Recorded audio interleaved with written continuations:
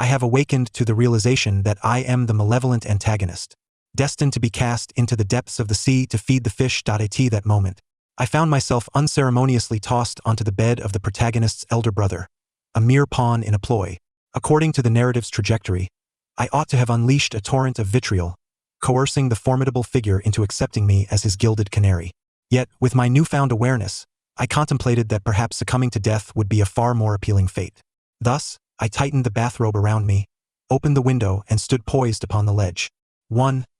Upon discovering the truth of my identity as the malevolent antagonist, I lay in bed, my entire body aching, while listening to the admonishments of the formidable figure before me. I will provide you with a sum of money, and then we shall consider today's events as if they never transpired. Do you understand? I turned my head to behold the man standing beside my bed, towering at nearly 6 feet 3 inches, strikingly handsome yet with a cool detachment in his gaze. It was undeniable that he was the epitome of a perfect, swoon-worthy alpha. However, what flashed through my mind was the image of the man seated in an opulent car, lowering the window halfway, his thin lips parting slightly. Dispose of him. The unfortunate soul, whose mouth had been silenced and was subsequently cast into the sea, was none other than I. A shiver ran down my spine, and a sense of despair enveloped my heart. If I wished to deviate from the prescribed narrative, I could not seek the alpha's patronage.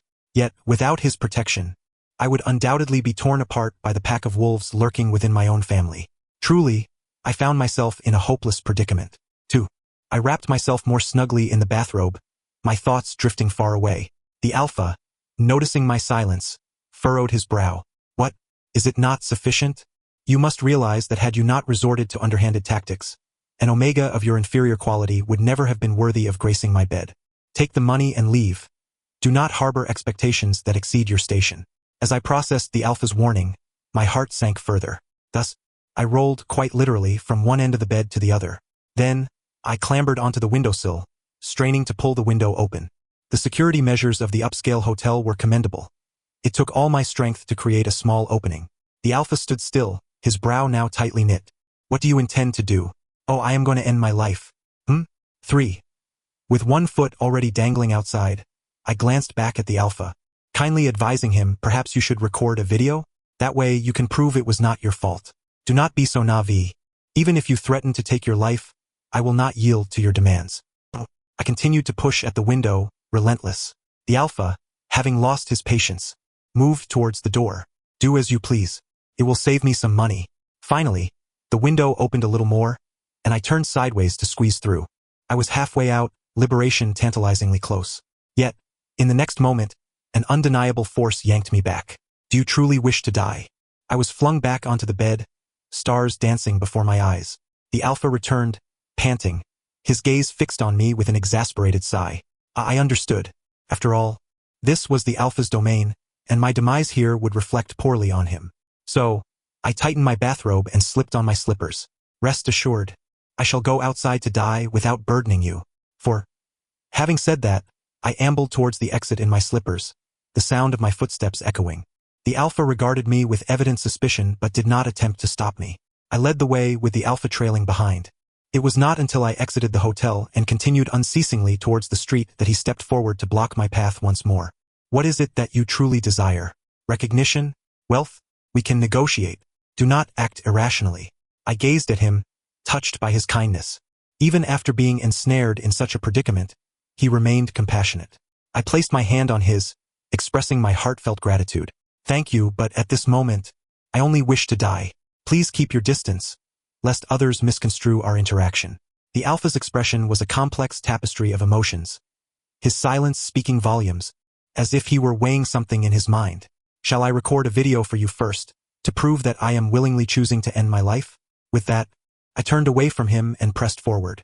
In the blink of an eye, the world spun, and I found myself hoisted up. Dazed for a moment, I was then placed in the back seat of an extravagant car. Lock the doors, the alpha instructed as he entered from the other side, addressing the driver. I awkwardly lowered my hand, searching for the door handle, uncertain of the alpha's intentions. However, before I could ponder further, the silence of the car lulled me into slumber. 5. Upon waking, I found the vehicle had come to a halt in front of a lavish mansion. The alpha opened the door for me. Exit the car. Where is this place? My home. Home? This resembled a grand garden more than anything. Was the alpha truly one of those mythical garden guardians? Excellent. I felt an even stronger urge to end my existence. Why had I spent over 20 years living in a basement? A basement that leaked in summer and let snow seep in during winter. I followed closely behind the alpha, my thoughts oscillating between contemplating which tree would be suitable for hanging and whether that flower might be toxic. When I spotted a man-made pond at the alpha's residence, my eyes sparkled with possibility. Drowning would be splendid. No tools required, just a leap. My feet unwittingly turned towards the pond. Yet, before I could take another step, the alpha seized me, his tone laced with irritation. Where do you think you are going? I was merely assessing the depth of your pond. Are you indebted to me for either dying at my hotel or in my home? I apologize. I shall go outside. Silence. The alpha's sharp command startled me into compliance, and I obediently closed my mouth. I simply wished to end my own life, yet I was met with constant obstruction. Frustration welled within me, and I ultimately chose to harbor my resentment. 6. Come, sit down. The alpha, appearing fatigued, sank into the sofa while I perched on the edge of a nearby seat. A middle-aged man, resembling a butler, approached, his initial surprise at my presence quickly morphing into a standard smile. I have never seen Mr. Lin bring an omega home. You are the first. May I inquire your surname? Hearing such a blatant and antiquated line, I couldn't help but marvel at the literary quality of this tale. Flustered, I stood to introduce myself. I am Shinji. You may call me Xiaoxin. Oh, Shin as in the Shin family from Yueshing? Yes. I scratched my head awkwardly, unsure how to articulate my identity. One of the neglected, illegitimate children? The most subpar omega in the clan? Each identity felt shameful to utter. I lowered my gaze, my eyes drifting to the fruit knife on the table. Indeed, it would be better for someone like me to simply cease to exist. Noticing where my attention lay, the alpha abruptly sat up. Enough! Are you here to conduct a census? Why must you inquire so thoroughly? Clear the table. Remove all these knives and plates. The butler closed his mouth, collecting the items and exiting. I awkwardly resumed my seat. The alpha scrutinized me, his expression somewhat awkward as he asked, "Are you still in pain? Pain enough to wish for oblivion." Before I could finish, the alpha's hand clamped over my mouth, veins throbbing on his forehead. "Do not let me hear that word again." I nodded, indicating my understanding. The alpha released his grip and reclined once more. I gently rubbed my lips, feeling the warmth of embarrassment. This was a disaster. I felt so wronged, and my desire to end my life intensified. I stifled my tears, clasping my fingers as the imposing figure scrutinized me repeatedly. After a long pause, he sighed in resignation. "Go take a shower and change your clothes. From now on, you may reside here, but under the condition that you refrain from seeking death at every turn." He continued, "Any other requests can be addressed to the butler you just met. I will do my utmost to accommodate them. I don't want to stay here. I just want—" "What did you say?" I said fine. This was infuriatingly involuntary. I paced reluctantly behind the butler as we ascended the stairs. While submerged in the bathtub, I rarely experienced a flicker of warmth from the world. The fatigue from earlier in the car surged back, and my consciousness gradually faded amidst the room's comfort. Hey, Shinji, wake up." I was jolted awake by a strong shaking, finding the imposing figure squatting by the bathtub, pressing down hard on my philtrum. Weren't we clear about not seeking death at every opportunity?" His face was a mask of fury, his voice hoarse and intimidating. I didn't. He paid no heed to my protest, effortlessly scooping me out of the bathtub in a princess carry. I understood he wanted to avoid any trouble arising from my demise in his home. Yet, I was in the midst of a bath entirely unclothed. Panicking, I hurriedly covered myself, feeling my face flush with embarrassment. He tossed me onto the bed, wrapping me in a blanket. "What are you covering for? I've seen every part of you." Although he said that, my shyness only intensified. I silently turned away, burying my face in the pillow, attempting to regain my composure. However, he seemed to misconstrue my actions and forcefully turned me back to face him. "Do not attempt to suffocate yourself." "I'm not." He raised an eyebrow, clearly unconvinced. I fell silent, closing my mouth. Since the bathing incident, the imposing figure had been inseparable from me. We shared the same office at work, slept facing each other in an embrace, and even showered together. If he were an omega like me or an alpha inclined towards AB or AA relationships, I might have agreed. But the crux of the matter was that we had previously marked each other temporarily, establishing a rather complex AO relationship. Thus, I delicately declined his advances. "No, I'm afraid of your primal instincts." He was blunt in his response. I simply do not want you to die in my home. And rest assured, in a sober state, I have no interest in you. Ultimately, we ended up bathing together. Not for any other reason, but because he stood at a towering height of 6 feet 3 inches, while I barely reached 5 feet 11. In simpler terms, I was no match for him. In the warm, humid bathroom, with rising steam and the unmistakable scent of fur beginning to envelop the air, I trembled, casting a glance at the serious-faced figure. For the first time, I dropped the formalities. Lin Bo ran. Did you not say you wouldn't find me appealing? He was quite sincere, promptly apologizing. My apologies. Yet, he did not change his behavior. The following day, I lay in bed, listless and despondent. The well-prepared Lin Bo ran approached and affectionately kissed the top of my head. What are you thinking about? I was thinking. My mouth was gently pinched. Weren't we clear about not uttering that word again? Who made that agreement? Annoyed, I pushed his hand away and resolutely turned my back to him. Lin Bo ran leaned closer, whispering in my ear, Are you coming to the office with me today? My ears flushed, and I turned my head away. I'm not going. Very well. Then may I have a farewell kiss? Surprisingly, he did not insist on my accompanying him to work but merely requested a parting kiss. It wasn't until my lips felt swollen from his kiss that I realized what had transpired. Am I being conditioned? How could I feel that a mere farewell kiss was inconsequential? After tossing and turning in bed for a while, I finally got up to wash and groom myself. Upon descending the stairs, I found Lin Bo ran had already left, but several unfamiliar faces were bustling about, engaged in various tasks. I inquired of Butler Lee, Uncle, what is happening here? Butler Lee, still living in his antiquated novel, maintained a standard forced smile. Mr. Shen, this is a precautionary measure, Mr. Lin has arranged to prevent you from seeking death. The corners of the tables were padded for protection. All sharp utensils were nowhere to be found, and even bowls, plates, and cups had been replaced with unbreakable materials. Is he treating me like a child? I pursed my lips, planning to step outside for a stroll to clear my mind. Butler Lee followed closely, never straying from my side. Outside, many were busying themselves as well. I even observed a loader delivering soil to fill in the pond. Surely, this is excessive, I thought. When Lin Bo ran returned that evening, I brought up the matter. You really went too far filling in the pond. I wanted to convey that I wasn't as desperate as he believed. After all, my life was no longer solely filled with despair and hardship. Lin Bo ran's gaze was laced with distrust. Is that so? Shinji, you must understand that your family has already publicized our situation. Today, they brazenly approached my company under the guise of relatives. In the eyes of the public, our relationship is no longer simple. If anything were to happen to you, especially under my roof, then I found it difficult to swallow the food in my mouth, heavily placing my chopsticks down, interrupting his warning. I understand. I won't be a burden to you, Mr. Lin. Lin Bo ran's grip on his chopsticks noticeably faltered. That's good to know. The first step in not burdening Lin Bo ran was to sever ties with him. I made an excuse to go out for some fresh air, accompanied by Butler Lee, wandering about until we arrived at the Shin family residence. Sure enough, within 10 minutes, members of the Shin family approached. To my chagrin, it was my most detested second brother. He openly smiled, halting Butler Lee, claiming he had family matters to discuss with me. Turning his back, he whispered mockingly in my ear, quite impressive, you've really managed to latch onto Lin Bo ran, haven't you? Good brother. You've flown up to the branches and become a phoenix, but don't forget about your brother. I shrugged off his arm around mine, my expression indifferent. You think too highly of yourself. Lin Bo ran has no regard for me, and I can't assist you with anything. No regard for you? Shun Xiao reached out to stroke my cheek, then suddenly yanked my earlobe with ferocity, as if to tear it off. Pain shot through my ear, yet I instinctively clenched my mouth shut. How dare you, you worthless fool, show your face in front of me. He tugged my earlobe with relentless force, then disdainfully released it, causing me to topple to the ground, my arm striking the floor painfully.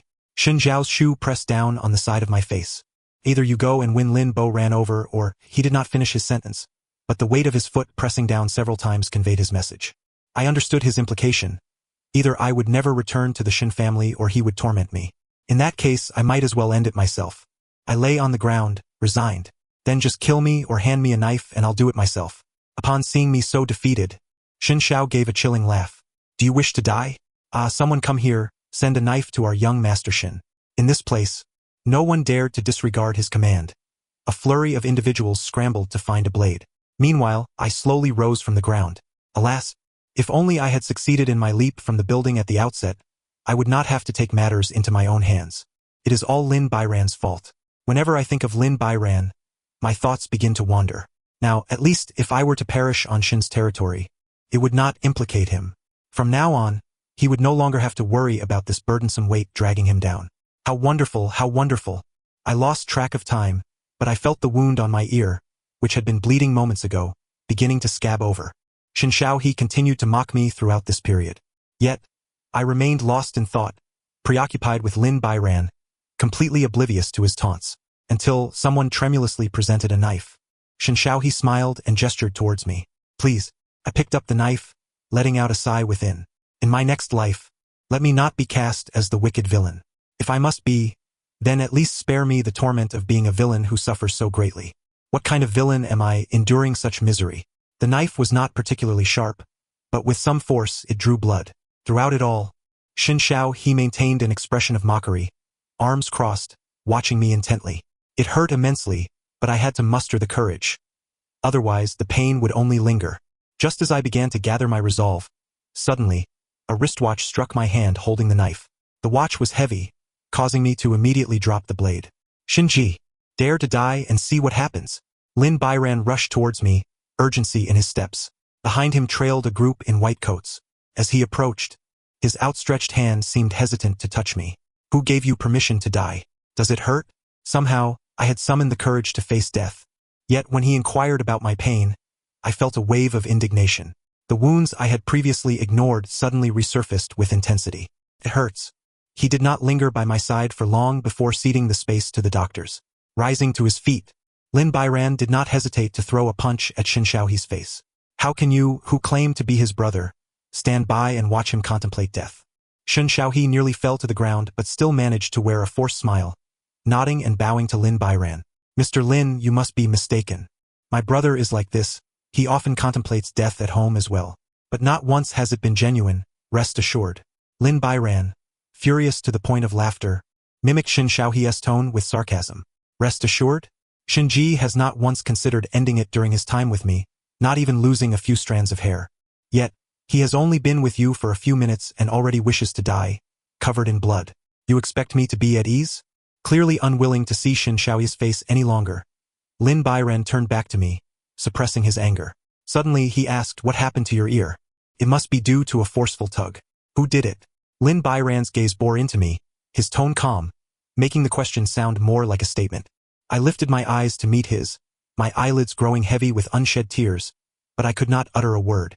A child accustomed to keeping silent during beatings would not dare to speak out. Lin Bairan took a deep breath and nodded. No need to say more. I understand. He turned away, his voice trembling with rage. Shin Shaohe, the Shin family, you truly are despicable. Though my injuries were not particularly severe, Lin Bairan insisted I remain in the hospital for an entire month. Upon my discharge, I had roundly ballooned. As we sat in the car, Lin Bairan adeptly pinched a bit of the soft flesh on my abdomen. Shinji, why can't you gain weight? I lamented, rubbing my increasingly plump face, muttering in dissatisfaction. I've gained 10 pounds. Lin Bairan brushed my hand away and affectionately pinched my cheek. Not fat at all, not in the slightest. Strangely, ever since that day I left Shin's territory, Lin Bairan had not uttered a single harsh word to me. If I were not dreaming, it could be said that Lin Bairan was indulging me. Yet, I felt increasingly uneasy, for in the narrative, there was indeed a time when Lin Bairan and I coexisted harmoniously. Back then, I had not fully succumbed to darkness, and he was not without compassion. However, later on, the Shin family, dissatisfied with the meager benefits I brought, forcibly pushed me into the bed of the protagonist, Lin Bairan's brother. It seems Lin Bairan is a shrewd and rational businessman. Even a close companion cannot entice him to sacrifice his own interests. If the elder brother won't do, then let us switch to the younger brother. That Lin Yan is different. A hot-headed youth is far easier to manipulate. However, in the original plot, as soon as I was sent to Lin Yan's bed by the Shin family, I was caught red-handed by Lin Bairan. Yet even so, Lin Bairan merely handed me a sum of money and cast me out. After being expelled, the Shin family had no room for me. I had truly become a stray dog. Ultimately, I took that money and embarked on a path of no return. I began hiring assassins and scheming, gradually transforming into the very figure I once loathed. The thought of my future monstrous visage and Lin Bairan's loathing expression sent chills down my spine. Without thinking, I clutched the sleeve of the person beside me. What's wrong? Lin Bairan turned to me, his eyes filled with warm gentleness. The words I longed to speak lodged in my throat, leaving me speechless. Initially, I wanted to ask him, if I were to become utterly wicked, so much so that I was unrecognizable, would you still treat me with such kindness? But now I no longer wished to inquire. Since the outcome held a 50-50 chance of disappointment, I would settle for this single moment. The mere fact that someone wished for my happiness was enough. Lin Bairan took my hand, gently kneading it. Why are your hands so cold? Have you been left with any aftereffects? I could only smile helplessly at him. I merely have a torn ear and a cut neck. It's not as if I'm ill. How could there be any aftereffects? Lin Bairan pouted, and after exiting the car, he continued to hold my hand as we walked indoors. Brother. I had been wholly focused on Lin Bairan, but this call of brother snapped me back to reality. Xiaoyan, what brings you here? My complexion paled instantaneously, and I instinctively withdrew my hand from Lin Bairan's grasp. Lin Bairan looked at me quizzically, while I struggled to cover up, saying, I'm feeling a bit unwell. I'll head in first.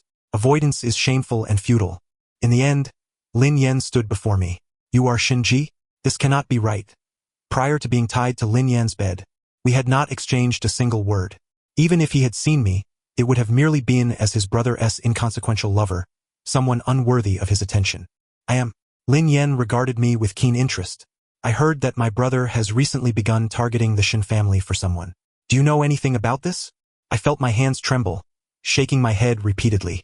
Lin Yan, witnessing my cowardice, clicked his tongue in disdain. I haven't said anything yet, and you're already this frightened? He did not know that upon seeing him, my mind conjured the image of him violently breaking my leg and bending my fingers backward. I struggled to suppress the fear surging from deep within, digging my nails into my palm. You don't need to worry. I'll tell you now. My brother is targeting a company for the first time over someone. I don't care what ties you have with the Shin family, but I warn you, if you dare to exploit my brother. Lin Yu's voice grew ever closer, until he leaned in to whisper in my ear. I will make you experience what it means to be utterly incapacitated, to wish for death. My pupils widened in shock, my body trembling uncontrollably, as if I had truly been transported to that very scene. Please, don't hurt me. I can die on my own. Just let me end it myself. I beg you, I'm terrified of pain. Let me handle this myself. My mind spiraled in a frenzy, repeating these words as I grew increasingly frantic in reality. Shinji? Shinji, what's wrong with you? Finally, Lin Bairan appeared, half dragging me into his embrace as I stumbled about in distress. I covered my mouth, too afraid to speak. Lin Yan, what have you done? Why is he suddenly like this? Lin Bairan's voice turned stern, laced with evident anger. Lin Yan felt wronged, convinced I was merely pretending. I haven't done anything, brother. How could you be fooled by such a pathetic performance? Don't forget, he was forced over from the Shin family, a low-quality Omega. Shut your mouth. Lin Bairan gently patted my back, attempting to soothe my anxiety. Once I calmed down somewhat, Lin Bairan turned to Lin Yan, who was brimming with indignation, and sternly reproached him. He is the one I brought back. I've painstakingly protected and nurtured him, only for you to provoke issues with your baseless prejudices. Lin Yan, are you genuinely looking out for me, or are you deliberately trying to provoke me? Having never before faced such a serious reprimand from his brother, Lin Yan found himself at a loss. No, brother, are you serious? But he... Get out. Don't show your face to me until you learn some manners. After shooting me a vicious glare, Lin Yan stormed out. Lin Bairan enveloped me in his arms, repeatedly murmuring apologies. Apologies for what, Lin Bairan? For your brother disliking me, this parasite? For the fact that you once brought my life to an end? Or for the inevitable distance that would grow between us, as in the tales? Lin Bairan, do you wish to kill me too? I suddenly gripped his collar, desperately questioning him as if clutching at the last straw. Yet, my hands trembled uncontrollably. Lin Bairan's soothing gestures faltered for a moment before he gently pressed his forehead against my cheek. No, this time, I am here to love you. After that day, Lin Bairan became quite peculiar. He continued to treat me well, but it seemed he no longer regarded me as a lover. He brought me to his company for an internship, having me start from scratch. Alas, I fumbled and stumbled, only managing to handle menial tasks like serving tea. My supervisor was exasperated with me, yet dared not voice his frustrations to Lin Bairan. Fortunately, I still had a conscience and proactively confessed to Lin Byran. Please don't let me hinder you. Your company is all about intellectual labor, which I cannot manage. Upon hearing this, Lin Byran appeared quite upset, sternly chastising me. How can you know that you cannot learn if you don't apply yourself? Shinji, will you give up so easily? Don't you want to develop your abilities and confront those who have wronged you? Teaching someone to fish is far more beneficial than merely giving them fish. I cannot always protect you in every aspect. Do you understand how dangerous it could be if I slip up? I recognized his good intentions, but I only just received a mediocre high school diploma this year. I truly cannot handle the work of high achievers. High school? Wait, how old are you? I'm 21. Then why? No one cared whether I got an education, so I was 3 years late starting elementary school. Besides, I'm just a low-quality Omega, not a genuine member of the Shin family. They believe that children of impure lineage have little potential, so I had no good schools to attend. Furthermore, living with the Shin family meant doing menial chores in exchange for food and shelter. I fiddled with my fingers, awkwardly smiling at Lin Byran. It's not that I don't aspire to achieve great heights. It's just that in my 21 years, merely having enough to eat and wear, along with being uninjured, feels like a luxury. When survival itself is a struggle, how can one even begin to dream of lofty ambitions? Lin Byran furrowed his brow, clearly taken aback. What about your birth mother? Did she just abandon you to the Shin family without a care? No, not at all. My mother loved me very much. I pressed my lips together, feeling both my mouth and heart dry up. She must have loved me deeply, for she endured so much suffering to bring me into this world. But I owe her an apology. She passed away from excessive bleeding during childbirth. Lin Byran closed his eyes as if overwhelmed. He simply replied, I understand. You may leave now.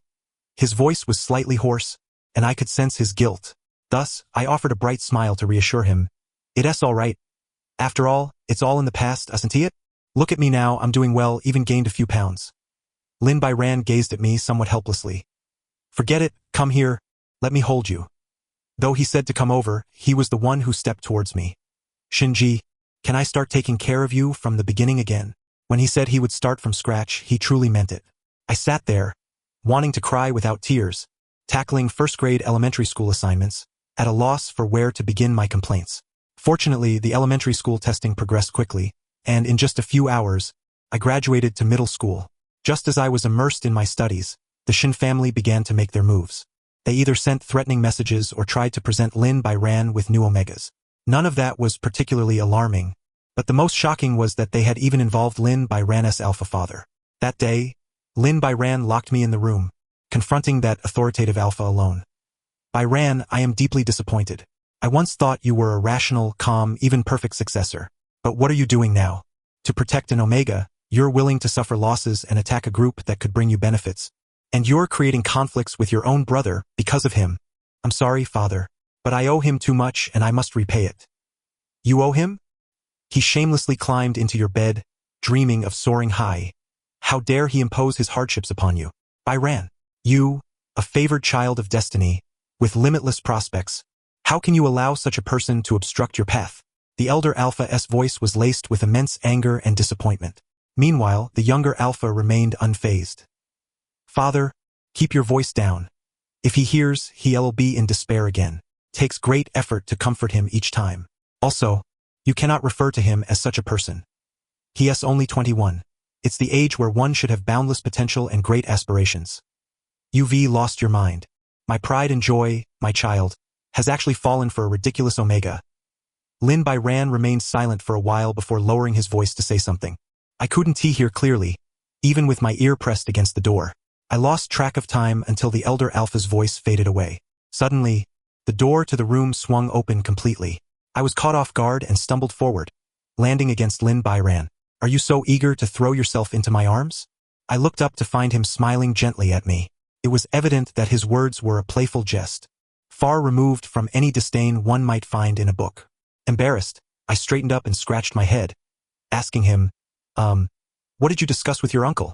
Nothing much, he replied nonchalantly, ruffling my hair, clearly reluctant to elaborate. However, my curiosity was piqued, and I hesitated to press him further. Recently, fortune seemed to smile upon me. Just as I drifted into slumber, someone delivered a pillow. I found myself seated opposite Lin Byran's father, nervously wiping the sweat from my palms. I never imagined I would sit at the same table as an unremarkable illegitimate child, a subpar omega. Anxiety crept in as I fumbled in my seat. Should I kneel down then? The alpha remained impassive, casting me a disdainful glance while sipping his tea. I offered an awkward smile. I was joking. I know you are a stern yet wise father, who wouldn't truly expect that of me, right? The elder alpha continued to ignore me, savoring his tea at a leisurely pace. I squirmed in my seat, unable to contain myself any longer. If you have nothing else, I think I should take my leave. I still have unfinished assignments. Finally, the alpha spoke. Aren't you curious about what Byran promised me for your sake? Not particularly. I'll just be on my way. I waved goodbye with a self-assured demeanor, but in the next moment, I was forcibly pushed back into my seat by several burly men. The alpha slammed his teacup down, letting out a derisive snort that was 3 parts disdainful, 4 parts icy and 5 parts furious. Do you not feel the slightest gratitude for everything he has done for you? Of course I felt grateful. Yet, Lin Byran had taught me that if someone sought to entice me with undisclosed information, I must resolutely refuse, for that would compel them to divulge the truth. He has even made a military pact with me on your behalf, and yet you appear so indifferent to him? Military pact? Yes. My exceptional and outstanding son has staked all his shares for you.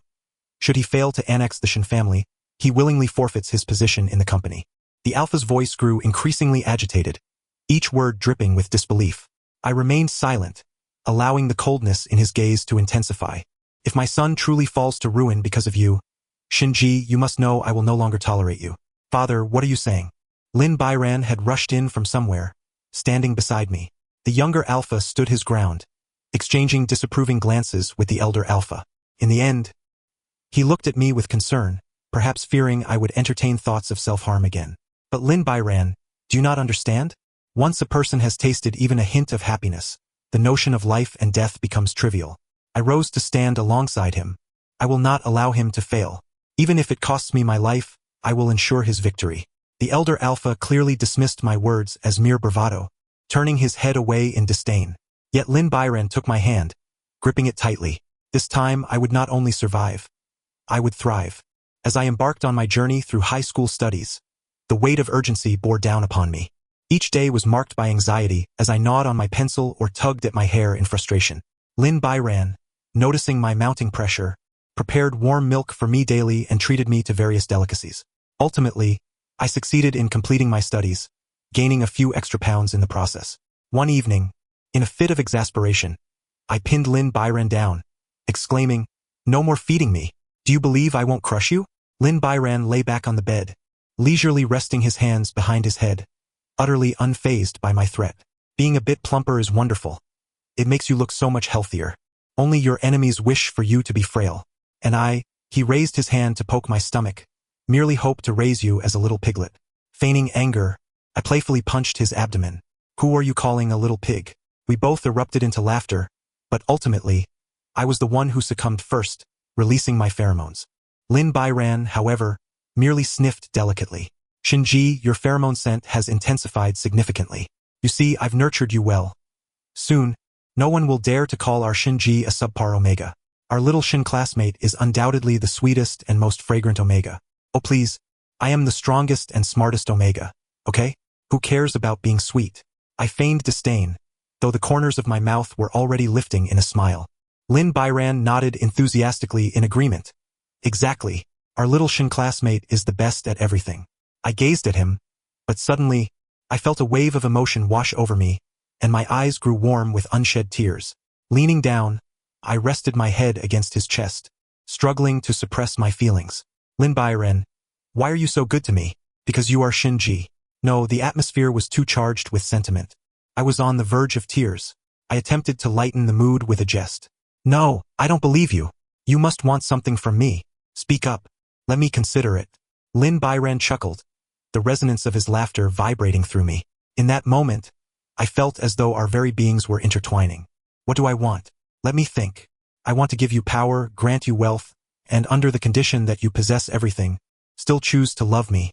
Although I had asked him what he desired, his every word was an offering. My tear ducts were overwhelmed.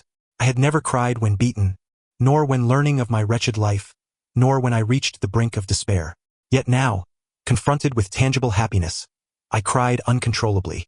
Lin Bairan gently caressed the back of my head, patiently comforting me with each stroke. Once I had wept enough, exhausted from my tears, he teasingly remarked, "Little Shin classmate, are you so enamored with me that you've drenched me in drool?" I broke into a smile, sinking my teeth into his chest muscles. "Yes, I am indeed craving you. I want to feast on braised Lin Bairan." Lin Bairan looked at me with a smirk, uttering a cryptic reply, "Who will cook? That remains to be seen." The coy old fox. Though I had gained the upper hand in our banter, Lin Bairan still refrained from taking advantage of me. After all, I was still merely a student, burdened with academic obligations. Lin Bairan used his connections to ensure I could sit for the college entrance examination again this year. This time, my mindset as I entered the exam hall was no longer one of aimlessness. I was filled with determination. As I exited the examination room, I was greeted by a throng of parents waiting outside, eager for the future of their families, hoping for the children they had raised with love. I skipped joyfully towards a tall, youthful figure and playfully patted him on the shoulder. "Sir, who are you waiting for?" "I am waiting for my beloved." "Oh, what is your beloved's name? Perhaps I know them." "My beloved is named Shinji." I exaggeratedly covered my mouth, my eyes sparkling with laughter. "What a coincidence. I am Shinji." Lin Bairan looked at my antics with indulgence, playing along. "Is that so? Then be my beloved." I leapt into his embrace, laughter spilling forth. "All right then, let us be lovers." On the day I received my acceptance letter from a prestigious university, the Shin family found themselves imprisoned for a multitude of commercial and criminal offenses, including Shin Xiaohe. I sought permission to visit him, not out of a desire to boast, but to bid a definitive farewell to the past. Shin Xiaohe glared at me through the glass, his eyes blazing with fury. "Shinji, haven't you just latched onto Lin Bairan? Just wait. When I get out, I will make you pay dearly." His agitation grew palpable, as if he yearned to shatter the glass barrier and tear into me. Yet, I remained composed, coldly observing his frenzy. "I will await your return, Shin Xiaohe.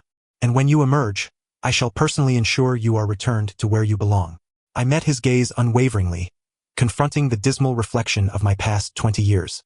"Shin Xiaohe, contrary to your wishes, I shall continue to live life to the fullest, unreservedly. Whatever you may desire, I shall match it. Even if it leads to my demise, I shall never retreat again." Shin Xiaohe stared at me in disbelief, staggering back a few steps. "No, you are not Shinji. You are not that wretched coward. Who are you? Where has Shinji gone?" I ignored his erratic outburst, rising to silently mouth the words through the glass. "That Shinji is already dead. Dead in every moment of despair, and reborn in every flicker of hope. Continuously shattered and mended. The person I am now is neither the malicious villain Shinji nor the pitiful Shinji of the past. I am Shinji, 21, with boundless prospects and a soaring future." As I exited the visiting area, Lin Bairan awaited me by the car. Upon seeing me emerge, he did not barrage me with questions. He simply smiled and asked, "Are you hungry? Shall we go eat?" "Yes. Let us dine. Let us love. Let us embrace life boldly. As long as we have not surrendered, life still harbors the promise of hope yet to unfold." Epilogue, Lin Bairan. I am Lin Bairan, a narrative custodian endowed with self-awareness yet devoid of autonomy. My task is to embody my character within the novel, propelling the plot toward its conclusion. However, recently, I have encountered a vexing little world. This is the first emotional arc I have managed, and due to my inexperience, this world has reset itself numerous times. Each reset occurs just as the antagonist is about to exit the stage. Yet this time I finally witnessed a divergence. The antagonist, who typically falters, did not recite his scripted lines but instead stood by the window. But an antagonist cannot perish so soon. I intervened, carefully ensuring his survival to preserve the narrative integrity. Simultaneously, I subtly nudged him, reluctant to see him continue down the prescribed path. It is quite a contradiction, is it not? Logically, I should employ measures to guarantee the plot unfolds as intended. Yet, every time I behold his smile, I cannot help but wish, how wonderful it would be if he could always smile. This is troubling. I find myself increasingly lost in the unorthodox sensation of being by his side. It feels as though, in his presence, I am neither a mere supporting character nor a narrative repairman. I am simply Lin Bairan. Upon realizing that I may have developed feelings for him, I felt fear for the first time, for I have, on countless occasions, decreed the end of his existence. The more I care, the more I dread. It seems I can never repay the debt I owe him. Yet, the silver lining is that the narrative influenced by his anomalies has strayed further from its course, and the world has not reset. An unexpected hope ignited within me. Perhaps this time my role is not to end his life, but to fall in love with him. Perhaps this time we can genuinely be lovers.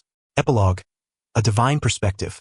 Lin Bo ran headfirst into the emotional arc for the first time, only to find himself ensnared. Regrettably, he and Shinji had but a fleeting moment to love. Bound by the constraints of his role, he could only watch helplessly as his indifference and the malice of others pushed his beloved further away from him. Why does the world collapse and reset the moment Shinji is cast into the sea? It is not the narrative that shatters. It is Lin Bo Ran who crumbles. With each reset, Lin Bo Ran's understanding of love is erased. Yet, he stubbornly falls for Shinji time and again. After so many resets, a flaw eventually emerged. The original fate was irrevocably shattered when Shinji awakened. From that moment on, the predetermined destiny was entirely rewritten. The story of Shinji and Lin Bo Ran began anew. The end. Thank you for listening. We shall meet again in our next tale.